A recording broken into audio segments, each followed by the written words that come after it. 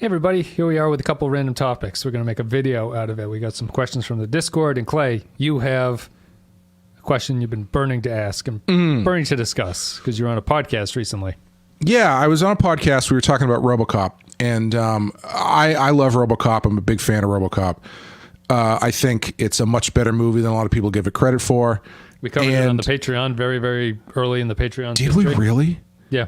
Oh my God, because I was thinking, I actually said to my girlfriend, I was like, I hope we don't cover Robocop soon because I just talked about it. Like, all right, well, I guess we won't be doing it.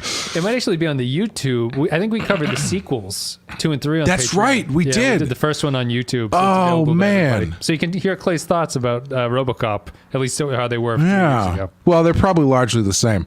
But anyway, I kind of made some inflammatory comments where I was thinking about Robocop, and I was like, on the podcast, you made inflammatory comments. Yeah. I was like, the 80s were a great time for science fiction. And I think Robocop might be one of, if not the best science fiction movie. And I got immediate pushback from that because I said, where Terminator is probably a better movie. Of the 80s, or you were saying of all time? Of the 80s. Of the 80s. Where Terminator is probably a better movie. Terminator's sci-fi doesn't really have a ton to say. It's just sort of like a genre for genre's sake. Not that that's bad. Yep. But whereas Robocop is kind of front to back satire, speculative fiction, social commentary type stuff. And it just got me thinking about all the different sci-fi movies in the 80s and how a lot of them, I should say not many of them, were going that way. And I was thinking probably Blade Runner, Robocop, Brazil, The Thing, and maybe They Live are the ones that pop into my head as being ones that have stuff to say. Mm-hmm. And I was wondering, does having something to say with the science fiction matter as to you or to the listeners? The viewing audience. The viewing audience. When it comes to determining a great science fiction movie. Right. I would say it does. Yeah. So if I was on that Robocop podcast, I would agree with you, because I think that if sci-fi doesn't take a satirical, or not satirical, but if it doesn't take a kind of spin on a contemporary issue, it becomes a mixed sci-fi movie, something like Aliens, which is a sci-fi action movie. Right. So if it doesn't have that, it sort of has to absorb another genre to become a whole movie, because Terminator would be the same. Terminator is a sci-fi action movie. But Robocop's an action movie too, but I think that what you're saying is that Robocop's more sci-fi in that it has a concept that it's exploring, which makes it science fiction. Yeah, and I think we covered Predator on Patreon a couple of weeks ago. I think we both kind of had a difficulty placing it firmly in one genre versus the other, because it's an action movie, it's got sci-fi stuff, it's kind of a horror movie. And I think why I would lean more towards action movie than anything else in Predator is because while it has a sci-fi element, because once an alien shows up, you automatically have science fiction elements. Yeah. It's not using that to really say anything. Like there's no larger theme or meaning behind the use of the sci-fi stuff. It's just fun to use sci-fi trappings. Yeah. I guess in Predator, you really have to stretch it, because I posted there was a thing on the Discord about it, like some funny review that was just, it really made a lot out of comparing the Predator and Dutch's code of honor. They're like, both of these guys have codes of honor, which is true, but it's not vital to the movie, really, in any sense. That's just, it's kind of a neat little happenstance, or it's, the foils are two equal but opposite characters, basically. Yeah. And so I would agree that Predator, and I think we might have said it in the Patreon podcast, is not as sci-fi as it is. I consider it to be more of a horror movie than a sci-fi movie, although it has sci-fi motivations to it. But the reason that I like Star Trek and consider Star Trek to be sci-fi is because it has at least 45% of the time it has an episode that's actually about something or is kind of interesting or a contemporary play on a social moray or something like that. I would agree with that because, and also if you get into the subgenre of sci-fi, which would be like heady sci-fi or intellectual sci-fi, where there's no, like 2001, stuff like that. Right. Like there's no action, there's nothing going on, but you're still invested in it. And once you get into those kinds of movies, you can't call those action movies. You can't call them horror movies. That's just a sci-fi movie by itself. Yeah. Yeah. And like 2001, while quote unquote, not a lot happens, it's saying a lot about, you know, human nature and the advancement of man and all that kind of stuff. Yep. And I mean, even speaking of Star Trek, I mean, Wrath of Khan is a nice sci-fi movie that has has something to say about revenge and about getting older and all that kind of stuff. Maybe not as thickly layered as some of the other things, but that's a great one, I think. Yeah, yeah. What was the pushback saying was the best action or sci-fi movie of the 80s? Well, as soon as I denigrated Terminator, they kind of shut everything down. So, which I understand, but like I think the point I was trying to make, we didn't really get into that much. But I guess maybe it was a discussion for a different show. Yeah. But yeah, it's just something that I found interesting to think about, and not just because I'm looking for the smallest crevice I can just jam a crowbar into to make people appreciate Robocop more. But I mean, it's like every time I watch it, it's more astounding to me how like relevant it continues to be. There's a scene in Robocop where there's this politician who's holding a bunch of people hostage. And the thing that he says while he's yelling to the cops, he's like, I want a recount. And no matter what the outcome is, I want my old job back. And I was like, Jesus Christ, this movie is never not going to be relevant. Or, I guess the other way of saying it is that our problems are not original, really. No one has an original problem. Yeah. I would agree. I would say that's what I look for in sci-fi, I suppose. And obviously you can say things like that and still agree that Terminator is a fantastic movie and stuff like that. But I do think if you went to the streets and you said, first thing that comes to mind, Terminator, action movie or sci-fi movie?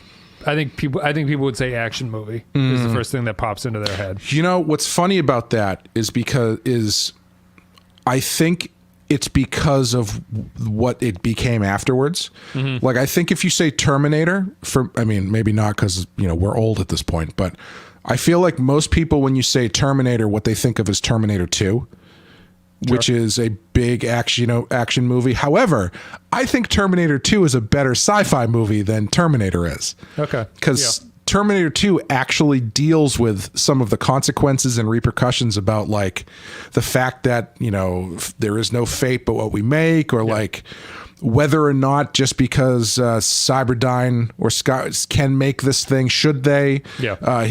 Dyson's being confronted by the results of the work that he does, and he has to make a decision as to whether or not he wants to continue, you know, that kind of stuff. Like, those are some more interesting questions and interesting ideas that are at play that the first Terminator doesn't have. Yeah, that's a good point.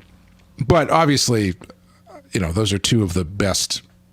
I agree with you. I think people would say action over sci-fi. Yeah, no big problem. All right, let's wrap this up with a few Discord quick hit questions here. We can get through these pretty quickly. I went on the Discord that we have. There's a link down below. You can click on the link and it'll bring you to the Discord if you want to join it.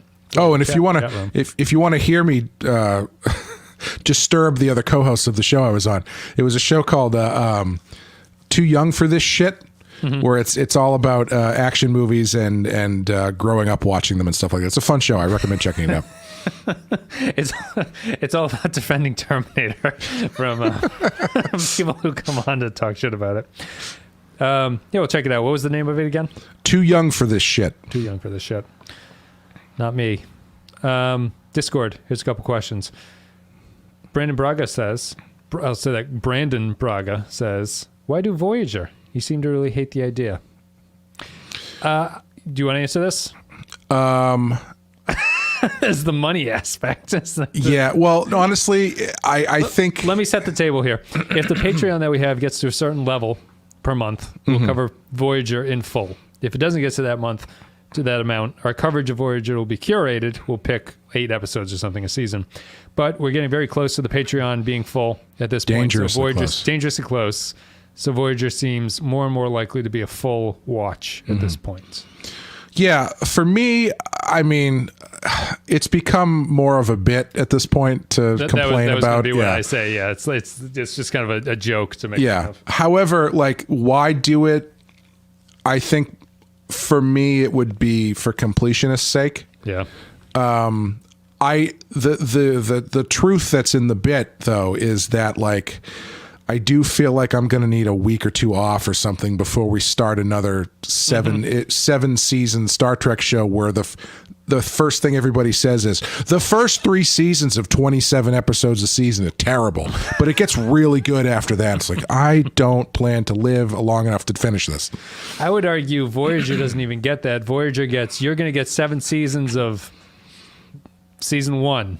Oh, a while. Like, Jesus. That's the kind of thing. I think Voyager starts off better, to be fair, but a lot of people think Voyager is better than Enterprise. Yeah, so I'm willing to give it a shot. It's just like, for me, it's a mindset thing where it's like you get to the end of these series, and most of the series get better and do their best work, or at least you get to a point where you are familiar with the characters enough where you don't mind if the work isn't that good. Yeah, as we've said, the average episodes of later seasons are at least like, this production team knows how to make an episode of this show at this point. Yeah.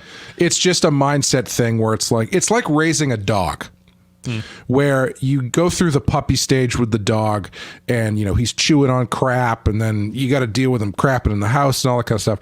Eventually, you train the dog. Having a dog is great. Unfortunately, the dog has to pass away at some point. So then you get another dog and you say, let's get another puppy. Remember how fun it was to have a puppy? And then you stop and you go, no, it sucks. All they do is they chew on shit. They crap all over the house. That's not the fun part. The fun part's late. So you just have to, like, get your mind back into that situation. I didn't want to insult you by saying it's like having a child, because that's a frame of reference I don't understand. No, but it's exactly the same. It's like literally exactly the same, except what's the difference? Is there a difference? Fewer tails. I mean, if the dog dies, it's like sad, but it's not a tragedy. Like that's if you get tired of your new dog, you just feel like you have to go outside for a long time. No, it's pretty much exactly the same, which ties us into our second question here. Are you done having kids? That is true. It is a reset thing. It was funny to answer the question. I am done having kids. I have my procedure scheduled to make. But his wife's not. Well, yeah. After this procedure, I'll know for sure if these kids have actually been mine. Yeah, the kids were funny. The first one was exhausting, and I felt the exhaustion. The second one was interesting because, to your point, I was irrationally angry at the baby for making me go back to waking up again. I was like, the first one, when we got out of the first baby phase, I was like, oh, thank God I don't have to do that again. And the second baby came and it's all back to it. And it's like, oh, are you kidding me? Now, interestingly, with the third one, I'm just we haven't slept through the night in years at this point. So I'm like, this is just the way the things are at this point, and I don't hold it against him. But I was unfair to number 2. I didn't hold it against him, but I certainly was more grumpy about waking up. Like every good British parent, you were unfair to number 2, and he's going to know that for his whole life. That's why the middle kid, there's probably that emotional response to the middle kid. That's why they come out so weird all the time. I don't much care for Job. She's rest in peace. Yeah, we haven't mentioned that on the podcast yet, I don't think, at this point.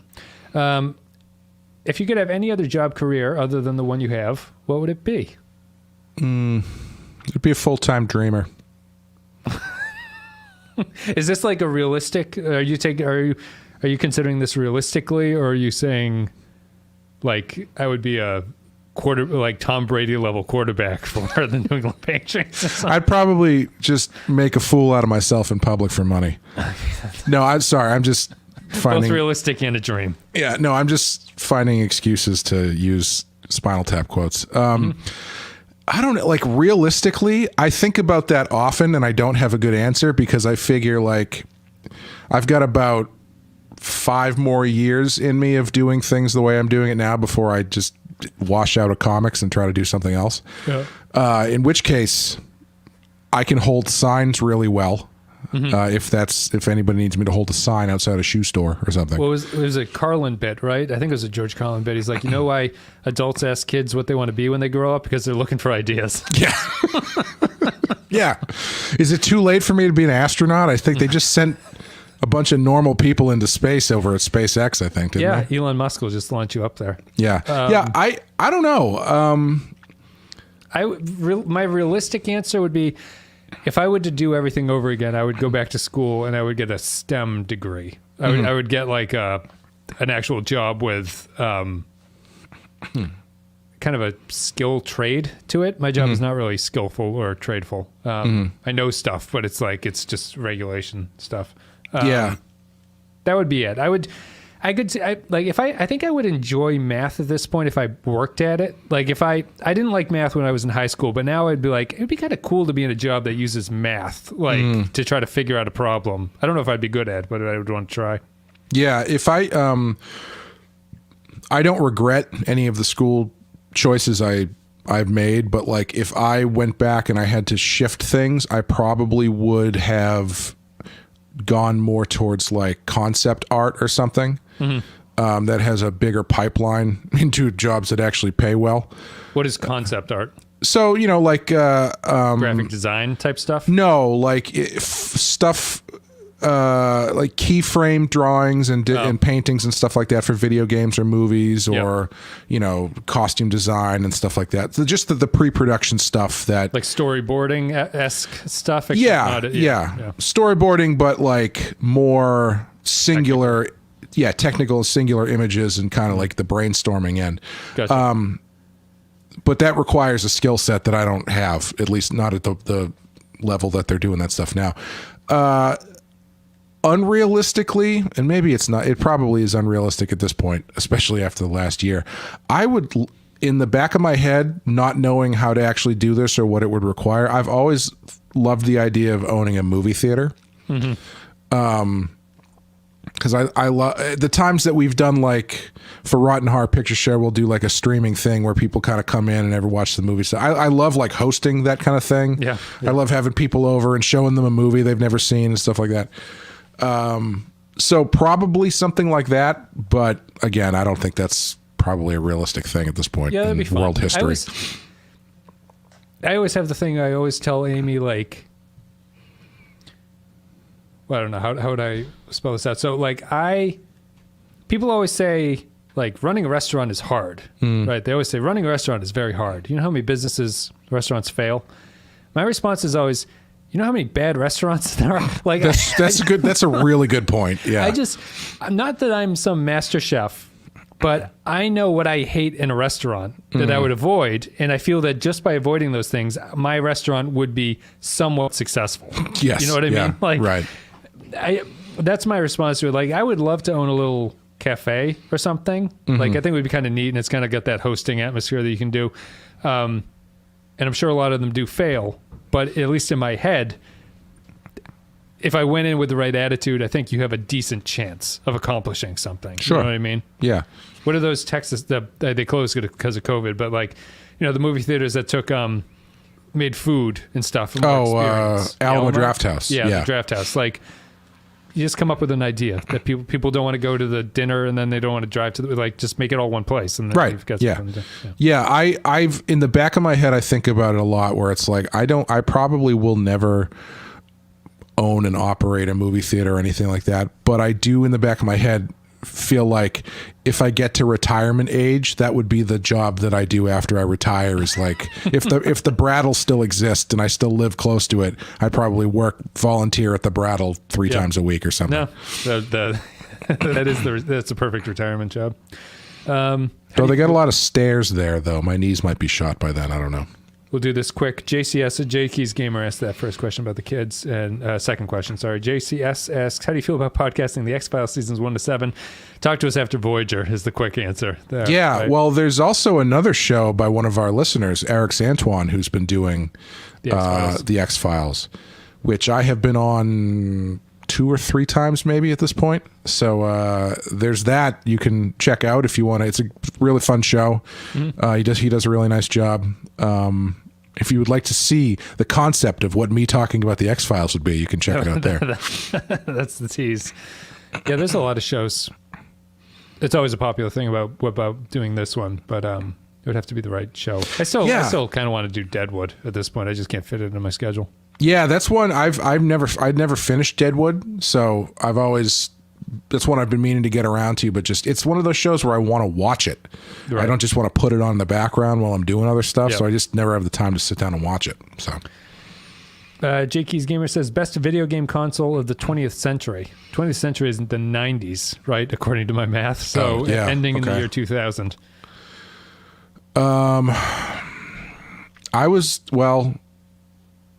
I would probably I was a Sega Genesis kid, so probably that one. I liked N64. I liked N64, but that never really it had like 3 or 4 really good games, and then everything else was kind of shitty. I think either I or someone posted the list of how many games came out for each console on the Discord, and the 64 had like 300 games compared to the PlayStation, which had 5,000 or something. Yeah. There's just no games on that. I would say it's either the SNES or one of the versions of the Game Boy, I think. Oh, okay. Maybe the Game Boy Advance, because that came out before the 2000s. Those would probably be my 2 answers. You don't have a lot of competition at that point, because when did the Xbox come out? It came out in the 2000s, I think. I think so, yeah.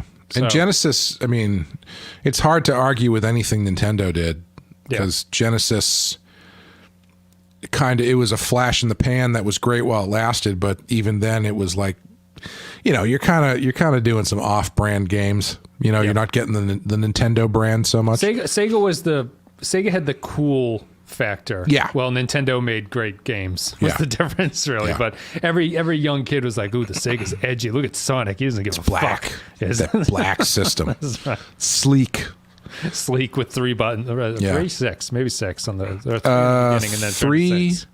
Yeah, 3 buttons. Start, select, and the D-pad. Didn't it have the 3 above eventually on the Genesis? It had 3 small buttons above the main. Maybe buttons, it was a later one. I had a turbo controller, which was awesome. It was great for playing. The switch and just hammer the A button or whatever. It was great for playing Street Fighter, because you could play as E Honda, flip that bad boy on, and he would just do the hand thing, and no one could get by you because he's just doing the hand thing for the whole match. Tom Hickey asks, if you were given the keys to the Star Trek franchise, what kind of show would you pitch as the next big series? What would be the tone? When would it take place? This is a big question that I have not thought about. I would do...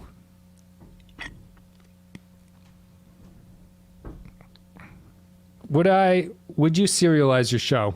First question. To what degree, if you do it? I'm going to take an answer that I've said more than once in the past and adjust it to this question and say, I would Robocop is the Robocop. Smash that continuity. The Enterprise is now a giant Ed 209. No, I would go. I would be like, okay, I can do anything I want. How do we make this as big franchise as, get eyeballs on it as possible? I would put all the money into it, and I would get the Kelvin cast back and do 6 episodes, Kelvin versus the Borg. Because that's one of those things where it's like, you can do anything in this timeline, and you did fucking Khan. And then something else that was good, but nobody gives a shit about because nobody went to see it. Yeah. Have fun, do something interesting. I would do something like that, I think. And in that case, I would probably serialize it and just to do like 6 episodes telling one big story kind of thing. Yeah. If they came to me and asked me to work on a Star Trek show, I would do. I'd probably take the generic answer just as a fan. I would do a post-Dominion War story. Like I would just start where the latest in the timeline is. Yeah, that was going to be my other answer. Yeah, and I would do a semi-serial, as I've said on the thing, Mad Men style continuity show where there are episodes the episodes stand by themselves and have little stories, but there's still a universe that's being built outside of what's going on there. Yeah. And it would be about after the Dominion War, all the races are in disarray at the end of the DS9 run. Like everything's been kind of topsy-turvy in the Alpha Quadrant. I feel like you could the table is mixed up enough at that point where I think you could do whatever you want with the franchise and it would make sense for a lot of people. Even the lead up to if you want to keep all the continuity intact, even the lead up to the destruction of Romulus, could be really interesting. That's another one of the reasons why I find it so surprising that they decided to go back, because there's so much more open space literally to go forward, and so many seeds had been laid down by other shows to go forward, and it's now they just have to. They spent 2 seasons backflipping their way through continuity just to jump far enough into the future where nothing matters anymore. Nothing matters, and it still didn't matter for the show, unfortunately. Mike Pond says, I like GCS's ideas a lot. To be honest, I would rather listen to you guys talk about a great series than Voyager. Oh, interesting. Oh, talking about the X-Files one. Voyager's coming. We'll make Voyager entertaining for everybody. We could call the podcast Voyager: the X-Files podcast. Well, here's to just a little bit on that last question.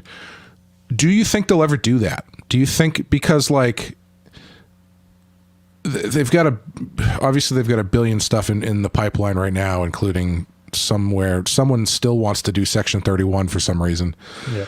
Do you think they'll ever just go, let's do a post TNG, post Dominion War series? I think they've changed it too much. Yeah. Like I think just down to like chip design and stuff is now so different that it would be unclear how you reconcile that to me. Like if your new series takes up right after they sign the peace treaty with the Dominion, and then you go outside and it's just the Romulan warbirds look like TIE fighters or whatever they look like in the Picard series. It's like, what the hell is this?